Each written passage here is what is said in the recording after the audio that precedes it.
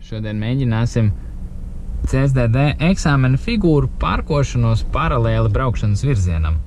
Mēģināsim šodien noparkoties aiz vienas automašīnas, kur priekšā redzam BMW markas automašīna, un CSDD eksāmena inspektors mums ir prasījis šajā vietā izpildīt figūru parkošanās paralēli braukšanas virzienam. Respektīvi, otras mašīnas šeit nav, tikai aiz šīs te vienas. Mēģināšu pāris soļos jums tad izstāstīt, kur tad skatīties, lai vieglāk un precīzāk mēs šo figūru varētu izpildīt. Brauksim klāt.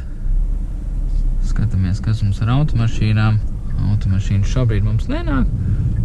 Pretī arī neviena nenāk. Reizēs pagrieziens, braucam pretējā josliņā.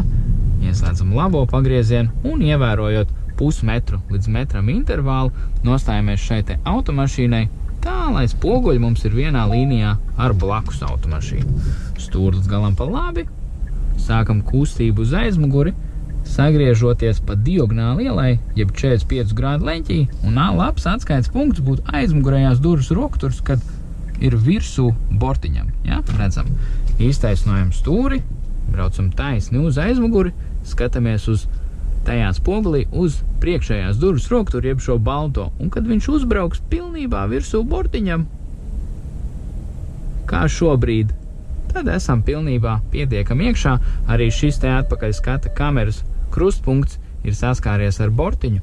Sagriežam stūri līdz galam pa kreisi un braucam iekšā stāvvietiņā blakus brauktuves apmalītei līdz brīdim, kad esam taisni. To mēs arī redzam spogulī ļoti labi.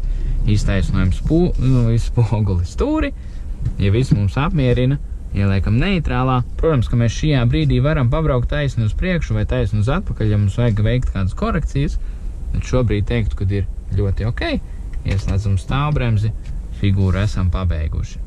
Galvenais, lai neieskrienam apmalītē, neesam šķībi uz brauktuves daļas ārā, vai arī pa tuvu vienam vai otram transporta līdzeklim. Kaut kā tā.